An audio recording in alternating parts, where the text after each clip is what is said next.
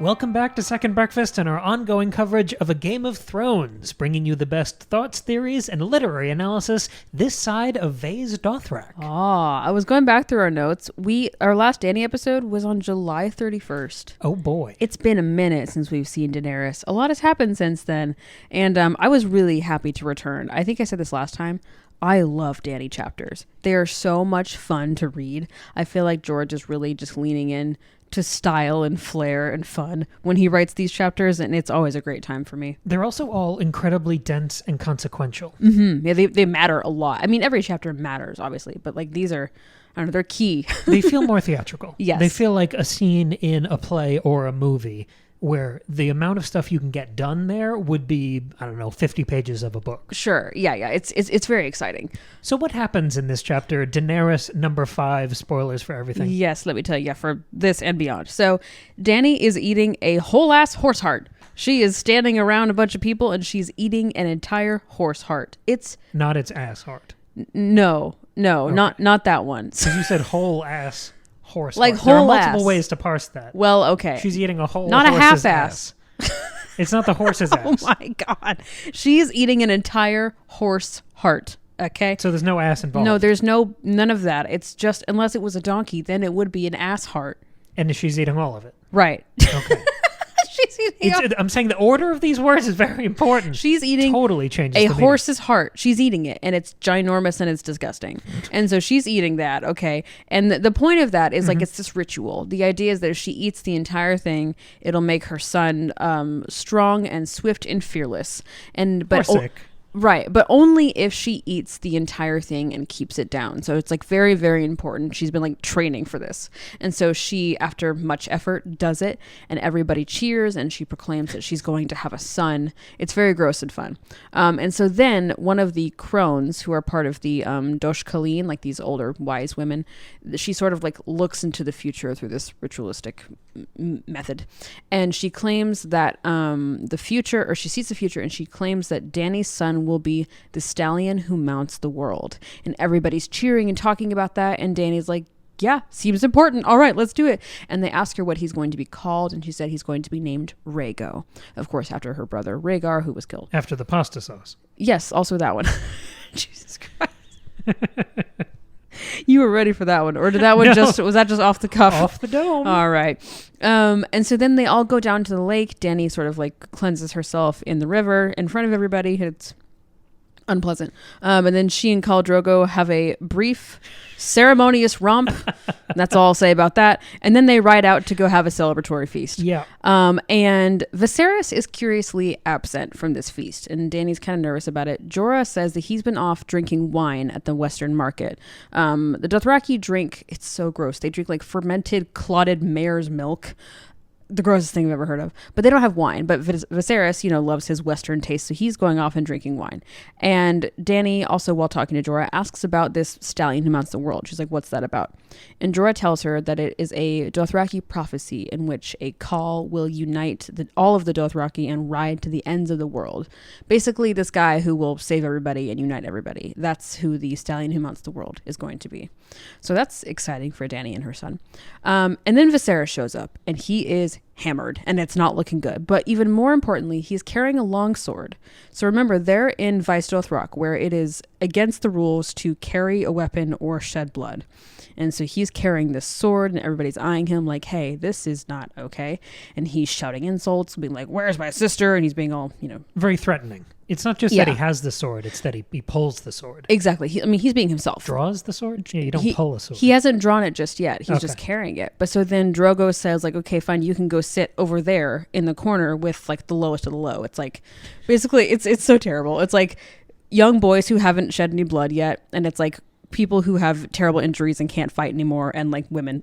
And Viserys. So he's told to go sit over there. And then Viserys draws his sword, and that's when things start to get really scary. And he demands his crown. He's like, I want to be paid for, I gave you my sister. I sold you my sister. I demand payment. It's very awful and gross. And he threatens Thinking that you have the moral high ground after you sell your sister to someone. Yeah, right. And then he threatens to cut Dany's son out of her. So that's not good. And so So Drogo says to Viserys that he will give him a splendid golden crown. And so then we have this famous, delightful scene in which Drogo melts down his belt, his golden belt, and the Blood Riders hold Viserys down. And once the belt has melted, Drogo pours the molten gold over Viserys' head, killing him. I don't know why, but I'm picturing it like a championship wrestling belt. It's always what I've... That yeah, he it's like takes off this and big melts thing. down. Yeah, exactly. Yeah. And so, of course, like by doing this, no blood has been spilt. So they haven't disobeyed any of the rules of Vaes Dothrak. And Dany... Very cheeky of him. Right. And Dany, while watching this, thinks to herself, he was no dragon. Fire cannot kill a dragon. Mm-hmm. And that's where we end. Yeah, what a wonderful chapter. Ugh. I mean, obviously, this one's coming. This is such a landmark moment from the show. I pulled the thumbnails for the episodes on YouTube and the infographics. And, I've scrolled by this one 100 times now. Sure, yeah. Because our 50 Ned chapters, we're beyond this in the book. So yeah, the way that it is kind of out of order in the show. It's been lovely seeing this one on the horizon and having it in my mind because there are some chapters I've completely forgotten about. I think that's happened with both of us. Oh, for sure. But this one I knew. This one I was anticipating. And still, what a great experience. Yeah, both the Viserys with the gold, but also the heart eating scene. That's really memorable in my head because it's so gross and upsetting, but also very powerful and meaningful and significant for Dany. It was really cool to read. And you and I have chosen to put extra emphasis, extra weight on these Dany chapters with this theory we've had, I think, since the very beginning. At least the second Dany chapter, yeah. Yeah, so we've been calling these Dany chapters Targaryen checkpoints. Right. So they are the culmination of the chapters that precede them.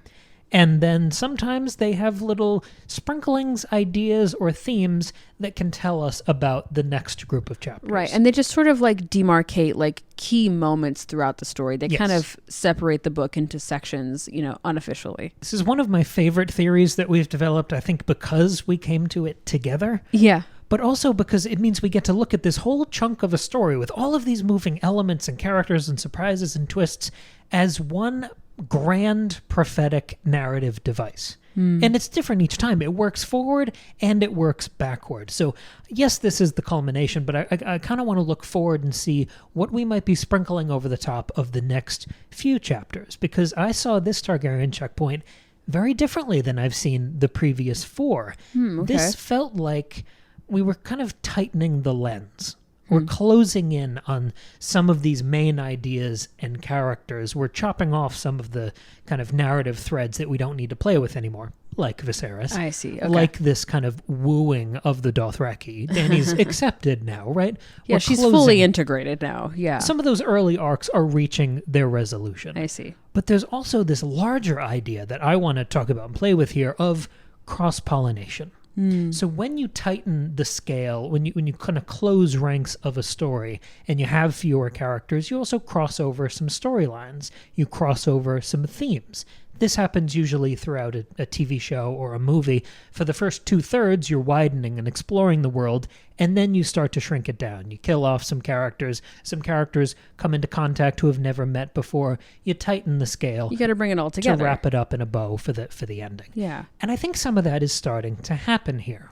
So Dany's initiation, which is overseen by the Dosh Khaleen and the Old Crowns, I loved that. I thought that was fascinating. And that's a kind of mythology and world building that we haven't gotten so much of. It felt like we were building on the track that we laid in the last Ned chapter with Cersei, where they were meeting kind of at high noon in this Old West style showdown. And it was important for him to meet outside where they would be in view of the old gods. Right. And we've talked about Ned's old gods. He's sort of the only one who is carrying the torch for them.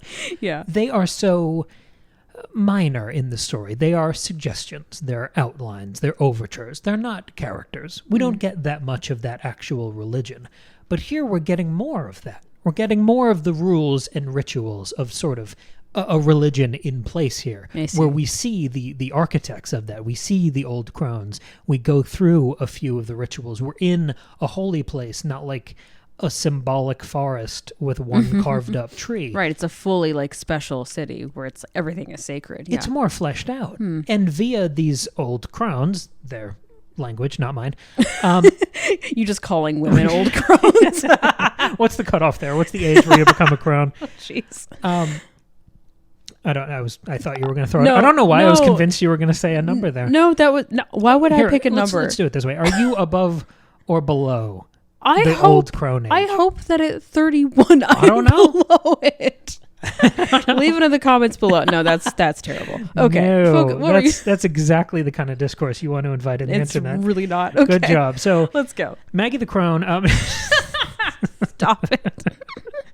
So Dany also, and in this cross-pollination thing I'm talking about, I noticed this because Dany, it felt like, was getting kind of some crossover, some cross-pollination of that old gods, Winterfell kind of aesthetic and imagery and religion. And I think that goes further with these old crones. If you remember the whole first chunk of this book that happened at Winterfell, Robert shows up at Winterfell. We get to know all the kids in turn.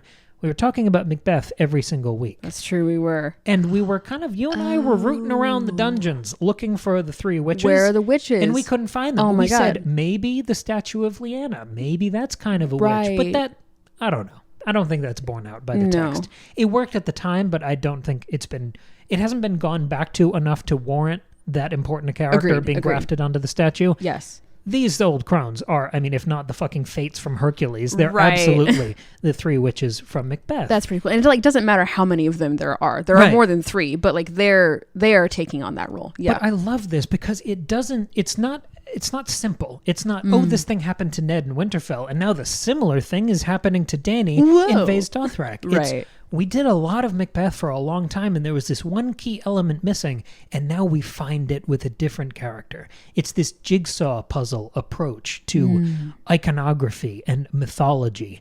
I wrote down a couple other little examples here. Cool. The fact that these crones, one of them is one, that's why I talked about Hercules, one of them is one-eyed and closes that eye to look into the future. Yes. They're vague and powerful and supernatural. That's why I'm tying it into the witches from Macbeth. We don't know how powerful they are.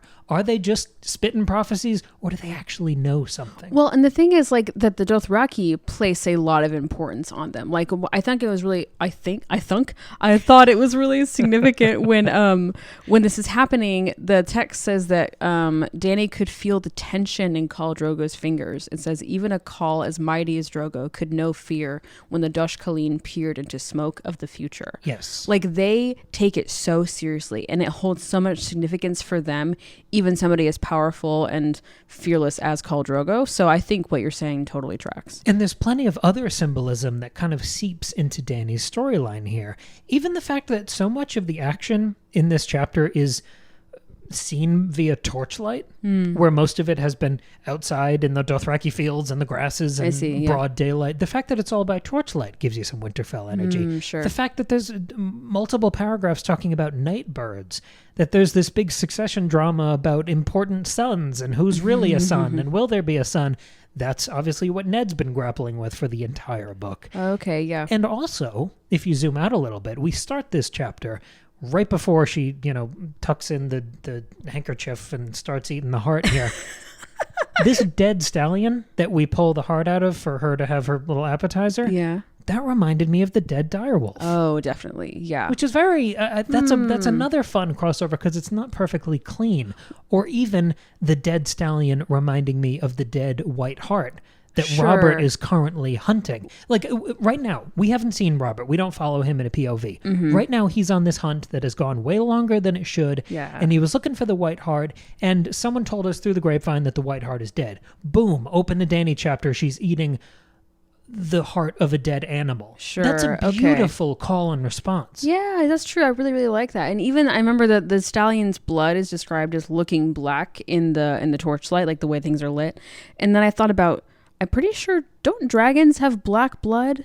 I'm pretty sure they do. And so then if you want to tie it to these sigils, these house sigils, talking about the dead direwolf for the Starks and then the dragons for the Targaryens, it's all nicely tied up together. I like that. And when you have the dead direwolf and then you get the direwolf pups from it, here we have the dead stallion, and then the conversation moves to her 3 dragon eggs. So this is a perfect kind of, I think you can transpose it easily. And her son is going to be the stallion who mounts the world. Exactly. So it continues on. I like that a lot. It's a cross-pollination both in theme and iconography. And I think this matters just looking at when my book falls open, when I start the chapters every week, we've now passed the halfway mark of this book. So we do need to tighten up and resolve some storylines here. We need this to be a satisfying first novel, not just the introduction to an endless, sprawling world. Right. And in Game of Thrones, if you're going to tighten up the cast, that's a very polite way of saying beheading people.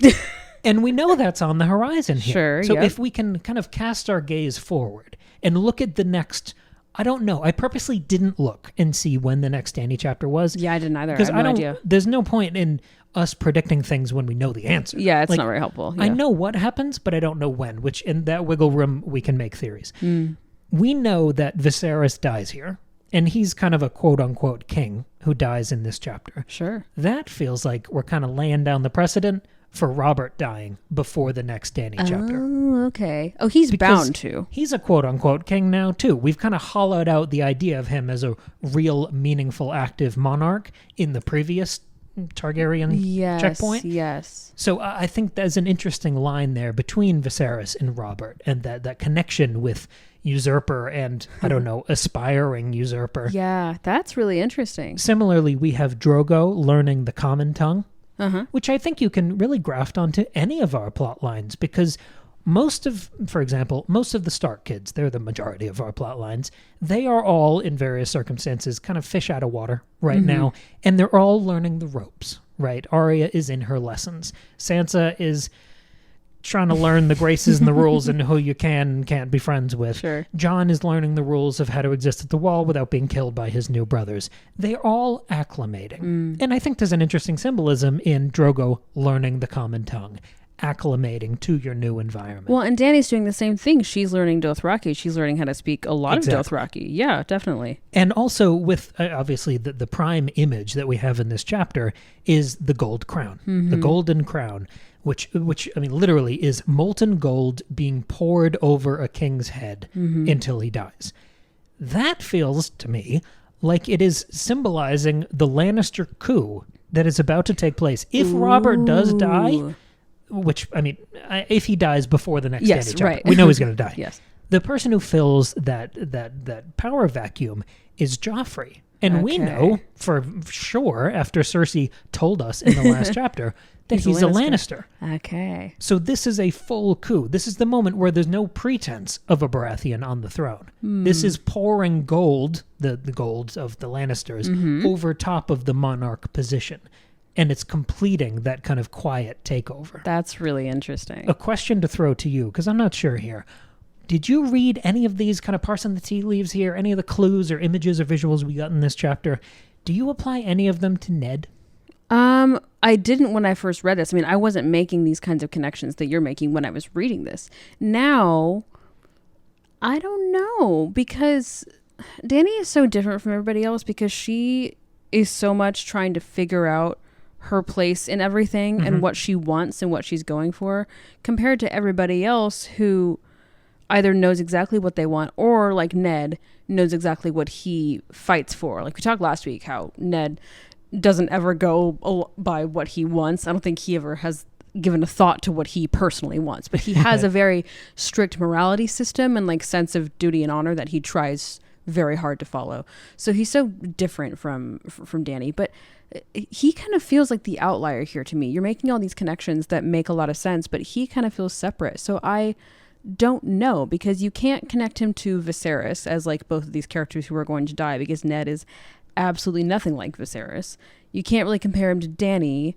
I don't really know. I don't know where he would fit in here. There are options. There are candidates here. Okay. Eating the heart, trying to convince the elders to your cause, having the crown poured on you. I don't think any of those map cleanly onto where Ned is in this moment. The closest I can get here, and you don't have to draw a parallel here, but the closest I can get is to Viserys. Because we saw in the last chunk of chapters, we saw Ned sit on the Iron Throne and act as the king's voice, as the king's hand, and dole out the king's justice. So he has been, I mean, if you're looking at it uncharitably and symbolically, he is sort of a pretender king in the same way Viserys is. But I think the interesting Viserys part is not the death. Ned's not going to die before the next Dany chapter. The thing that really caught my attention here was the earnestness and vigor and energy that Jorah put in to trying to save Viserys' life. There's a point where he keeps telling him, like, put away the sword. We can just go. We can go have dinner. We can hide. It'll be totally. Yeah. We can sit near the back. You don't want to do this right now. And then there's a point when all the other Dothraki start getting angry, that Jorah is literally standing next to Viserys, screaming in his ear, trying to save his life.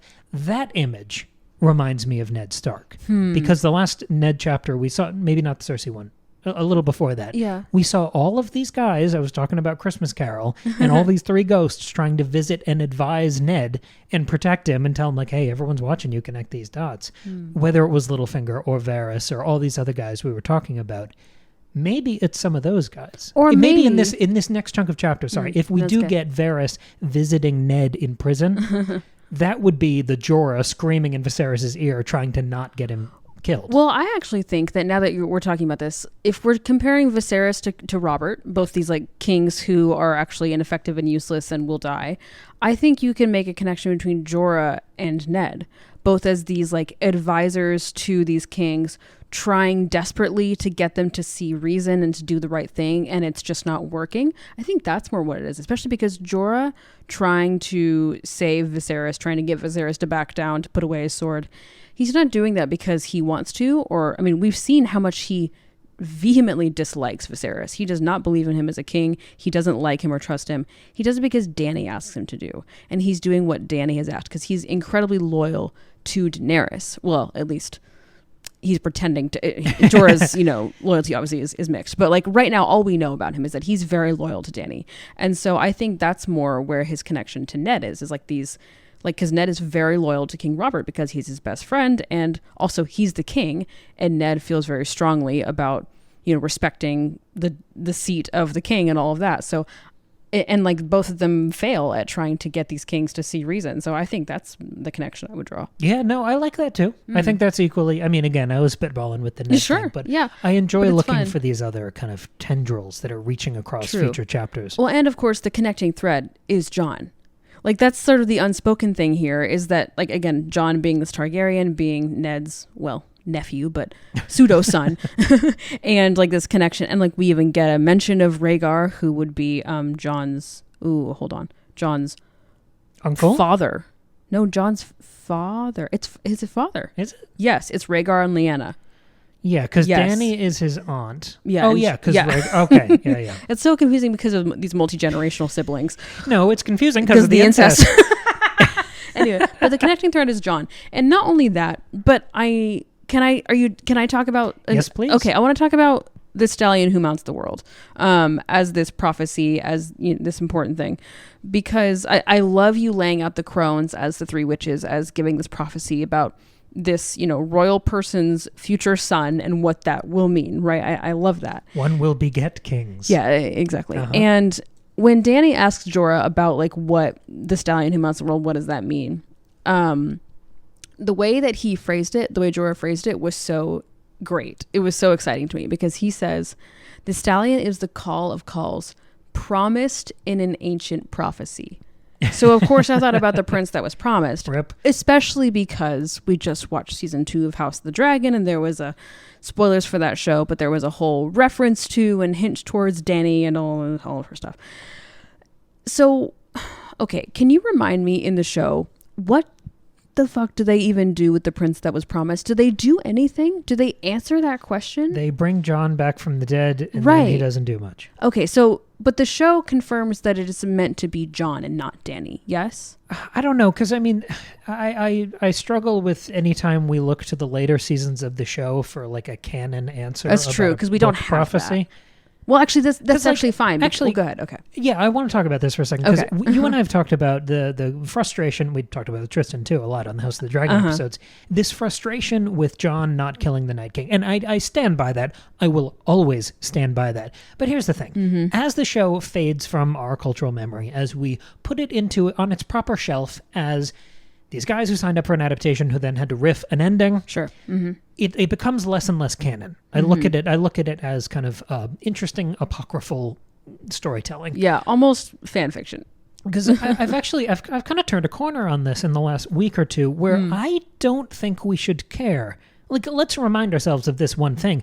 The Night King doesn't exist in the books. There is no singular figurehead of the White Walkers, of this, like, army of the dead. Right. They don't have the head of the serpent in the books where you kill him and everyone else dies. Right. That is an invention of the show. And in the same way, at the end of Lord of the Rings, you don't have Aragorn in a solo duel with Sauron. They almost did. They did film that. Exactly. And then they chose not to include it. And that would be a kind of mildly shitty shorthand that an adaptation would have. Mm-hmm. I don't know if I should yearn for that in Game of Thrones when I spurn the idea for Lord of the Rings. Right. So yeah, I want to put the show in its proper place. That's fair. It's great, but it's different and it's not canon. That's fine. And that's actually perfect, because my question is, if we're thinking about the stallion who mounts the world and the prince that was promised, I think we can put those two prophecies together. I think that's kind of the point, is like this idea of multicultural, like cross-cultural prophecy, because the point of prophecy is not that only a certain amount of people get to believe in it. The point is that it's going to come true whatever the fuck your religion is. And so I think we can kind of put these two together. If Jon is in fact this prince that was promised, this stallion who will mount the world, ignoring what happens in the show because it's not even canon anyway, do you think Jon could have done it? Could he have united not only all the Dothraki, but everybody? Could he have united the realm and been this great leader who brought everybody like into a new age? So when I was kind of mildly, bitterly joking, and I said Jon comes back from the dead and doesn't do much, yeah, that was me being pissy. The thing he does do is unite the free people and everyone beyond the wall. Yes. What are they called? The wildlings, yeah. Yeah, so he does do that diplomatic thing where he circles the wagons, brings everyone together, and ultimately that is what helps them defeat the White Walkers in the Battle of Winterfell. Right. He does facilitate all of that. Right. So I think he could have done this. Like, and I think perhaps he still could. However, George ends up writing these books. Like, especially, I mean, the wildlings example is a great comparison, because I think the wildlings are the closest thing in Westeros that we have to the Dothraki. I mean, they're very different, like not only like culturally and geographically, but also like the Dothraki are a lot more powerful than the wildlings, but they are similar in that they are, you know, this group of people who are sort of living in these like smaller, like tribal or like just like small kingdoms that aren't really, you know, like clans that are all like have their own mini systems of ruling and government and, you know, leadership, but are part of the same culture, but are different and are often at war with each other. Sure. Like they're not united. They're the same like type of people, but they're not united. And Jon is able to unite them much in the way that this stallion will unite the Dothraki. So I think that's sort of like a proof of concept that he can do that. And I think having him be the same blood as Dany, we talked last Dany chapter a lot about the importance of bloodlines and all that, and the Dothraki really seem to abide by that too. I think he could be this same, like I think that's like proof, or not proof, but suggestion, strong evidence that he could do it, and that these two prophecies are sort of one and the same. And if we do spoil the ending of the first book here, I think we leave that question in the air. The stallion who mounts the world, Dany has the miscarriage, or somehow the baby dies. And then we move into the second book. And as that is hanging in the air, this prophecy that has lost its prophet, Jon goes beyond the wall and meets Mance Rayder. Mance Rayder, who is that archetype for unification of a disparate people. Right. And Jon learns that, sucks up all that information and knowledge like a sponge, and then later on embodies it, becomes that, and does that on a much grander scale. So absolutely, I think if that prophecy is in the air, it then does glom on to Jon at the beginning of Clash of Kings. Very, very fun. I love that. That's very interesting. I was just thinking a lot about Jon here, especially because we haven't seen him in a little bit, and I'm sure we'll see him again soon. Sure. But it was, you know, every time there's a Dany chapter, I'm going to think about Jon, and vice versa, like just because I have to now. Well, I was thinking of this prophecy too, if I can jump in here. Sure, from a very different angle. Okay. And spoilers for the first two movies that have been released, but I could not stop thinking about Dune during this chapter. Ooh, okay. And this is the interesting framing. What, Thalisa and Al-Gaib?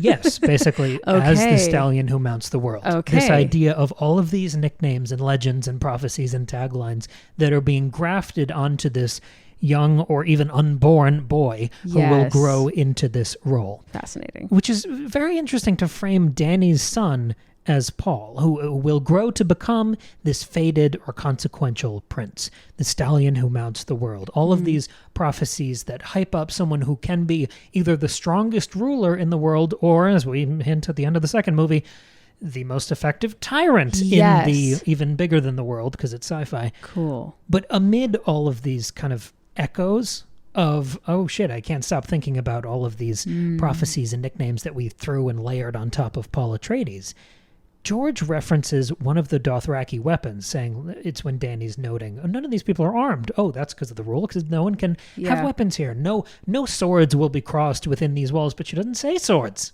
What does she say? She says the name of their specific weapons. Oh, it's like Arak, I think? Yep. Uh-huh. Like Arrakis. Oh. Arakhs. Wow, I love that. I don't know. I take that as a head nod. See, like now I'm just imagining Javier Bardem as one of the crones. That would... he could do it? Are you saying he couldn't do it? He would be perfect. But this is interesting because it contradicts what we know will happen. We have to ignore everything after the first season. We have to ignore that we know Dany's baby is not going to make it. Right. Because this is a new framing of Dany not as the princess that was promised, the one who will, sail on Westeros and fight to take back the king, basically what Paul does. Right. Now we're framing Dany as Jessica. And I think yes. this is a temporary framing, obviously, until the twist at the end with the baby. But it does work in this moment. That's it's really a fragile framework, but it does work here. Notice the similarities between Leto, the dad, and Drogo. They're both doomed. They're both completely screwed, and they're about to die. That's true. So if we look at the Dothraki as the Fremen, we're kind of speed running the arc that Paul and Jessica have in Dune, where we're trying to ingratiate. We're learning the customs of these people. You kind of have Jorah there working like Gurney Halleck and all of these other advisors. Okay, yeah. And then you have and of course, I'm sorry, Jason Momoa is in both of these adaptations. And that's sort of the beauty of it. In the same way you go from Lord of the Rings to Game of Thrones. Yeah, sorry, go ahead. It's beautiful casting. But you have the acceptance, which I think is what this chapter is, of her eating the heart and sort of being accepted into the group. Okay. And then you have immediately we transfer power and interest into this Messiah, this future. And we know this framing is a misdirection. Focus will turn back to Dany when the child dies, in the same way focus turns back to Paul when he sort of takes his rightful, or not rightful, throne at the end of the second book. And there are interesting rites of passage that I think cross between the first Dune book and the first Game of Thrones book. Dany becomes Dany when she gets her dragons. And when people see her riding her dragons into battle, that's the oh shit moment, I fucked with the wrong person. Right. That moment for Paul is when he rides the sandworm. Riding dragons, riding sandworm. Okay. Interesting parallel there. That's fun. And I want to play with this misdirection for a second of Dany being Jessica. Because I think, and again, you know the way Dune Part 2 ended. You haven't read the books after that, but you see where it ended, and you know where it's going. Villeneuve drops enough hints that you know where it's going, and it's going in a really bad direction. Right. So if we look at where Dany ends up, I mean, it's sort of a preview of where Paul's going. I was going to say a minute ago, that it continues to track after this book. She's no longer Jessica, she's Paul, but and that's the head Dune fake Messiah. That we see that Dany will become like Paul. And there was a part in the chapter where they were talking about this sort of prophecy and what it would entail for her son, uniting the Dothraki into a single Khalasar and riding to the ends of the earth. This is not a spoiler. This is just like a term you haven't heard in the movies. The project that Paul launches at the end of the second movie, where he has everyone set sail to, inflict his rule on the rest of the universe, that is called the global jihad in the books. Or maybe it's bigger than global, but the word jihad is used. Yes, sure. So uniting into a single Khalasar and riding to the ends of the earth. That's what I think of. I think of the ugly mechanics of that project that we see in Dune. Well, even in the prophecy, it says all the people of the world will be his herd, which implies this intense leadership and blind following of the people around him. Yes, the iron grip. That's very scary. Where a strong ruler becomes a strong man, becomes a dictator, becomes a despot. Yes. That's the slow slide. And obviously, again, giving all of the kind of asterisks to the show, where they maybe didn't have time or budget or whatever, that's where Dany ends up. And a lot of people still complain that maybe we didn't lay the track strong enough for her to get through that turn. Yeah, believably. Yeah. That turn is all of Paul Atreides' arc. Yes, for sure. Well, and I think even to your point, like much like Paul, Dany shows a lot of resistance and reluctance early on. Like you said, she doesn't become Dany until she gets her dragons. I was thinking a lot about, again, comparing her to Jon. Jon is so sure of what he wants from the get-go. It takes him some time to figure out how to get that and like, you know, all that. But he's clear on his motivations and what kind of person he wants to be from the moment you meet him. Dany's not like that at all. Dany is very lost and confused and, you know, largely, you know, tossed around by the people around her, especially by Viserys. And she is really trying to figure out what her place is in everything. She really doesn't know. I mean, we talked a lot last Dany chapter about how she's really kind of figuring out who she wants to be. She's like, I think the last chapter with her ends, like it ends with her kind of like looking down at her stomach and like talking to her baby and saying like, you are the dragon. Like, and she's kind of getting this moment of confidence, but we still see that falter a lot.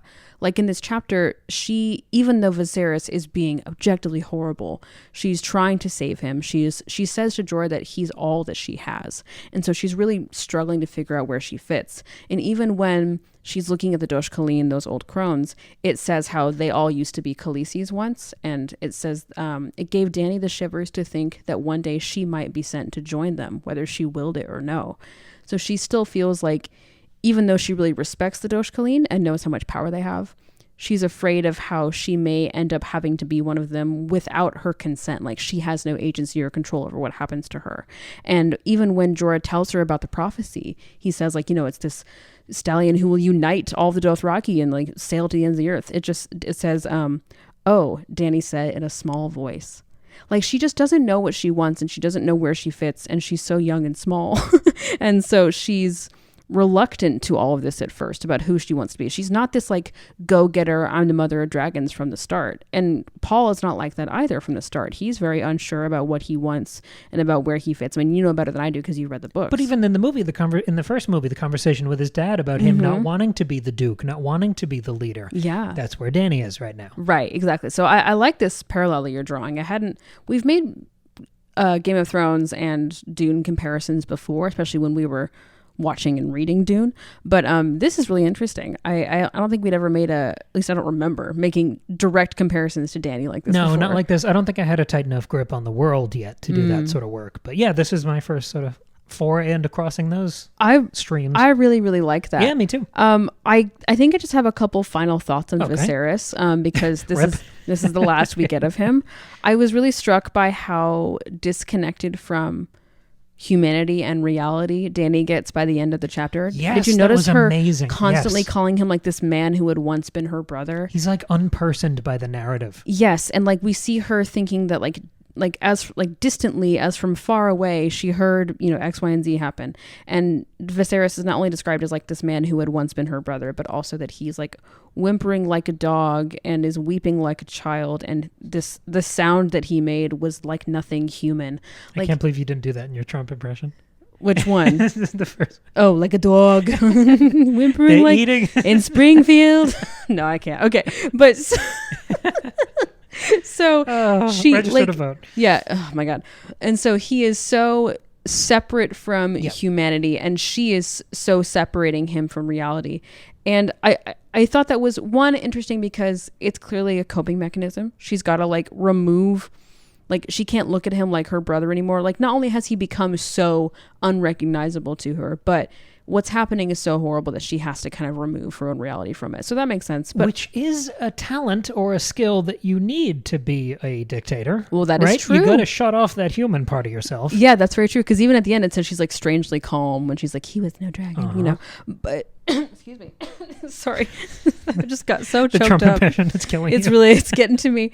But also, I thought it was funny because this is what Viserys wanted. He doesn't want to be thought of as human. He so often is referring to himself as the dragon and the king. And he wants to be, we talked a lot last Dany chapter about this use, like this way of describing yourself as the dragon and how it's kind of weak and insecure and pathetic to call yourself the dragon in a way that the other Targaryens never had to. In the way that talking about yourself in the third person is always pathetic. It's always going to be cringy, yeah. But he wants to be like this god. He wants to be separate from all other humanity. He wants to be the dragon or the king and not just a normal person. And here, he is so removed from humanity, but not in the way that he wants. It goes the other direction. It becomes pathetic and deranged, and he is actually like lower than everybody else. I just thought it was such a nice moment of irony of in the same way, like we're giving you what you want. We're giving you your golden crown. You're becoming inhuman. You're separate from everybody else, but in actually like the worst way possible. And I just thought it was fun. We're kind of setting the ground rules, because this is the moment where he wants to be the dragon. He always talks about waking the dragon, which I think was always a double entendre. But he was talking about waking the dragon. It's such a like cringe, like it's perfect neckbeard thing to say. It's so funny to me. Do you want to wake the dragon? Like, ugh. But in this moment where they pour hot molten gold on his head, even Dany notices that if he really was the dragon, he wouldn't have been burned. Yes. It kind of sets the benchmark where later, when Dany is burned and doesn't get burned, she then is revealed to be the dragon. Exactly. So it really like reveals like the lie that he's been telling. And she obviously she's not there yet, but I love the way she talks about Viserys in this chapter, because he is sort of that benchmark. He is the way she measures, and he's the only Targaryen she's ever known. So that's how she thinks about her elders, as bigger and worse versions of Viserys. So it's interesting that even in his dying moment, he has kind of set that tenor, that tone that she will have to match and then exceed in the moment where she becomes the last Targaryen. Sure, yeah. I just thought it was a nice little way to say goodbye to him and to wrap up his terrible story. He will be missed for his comedic value. Yes, he was. It was very fun to read him on the page, but I'm thinking about this now. No more. I'm trying to give you another shot here. If you're a crone and you're a year older than me, now that I'm over 30, God, now that so I'm old. geriatric, what's the male equivalent of crone? Oh, we don't have one because wizened. Yeah, they're like adjectives. But even then, like wizened old men, it means like wise and stuff. Like it's different when you're. It's just different for men. Okay. So we don't have an equivalent. Unfortunately, we'll workshop that one. We'll workshop. I guess grandpa, but that's not even. That's different. So whatever. What do you think the male version of crone is? Drop it in the comments below. What do you think of the chapter?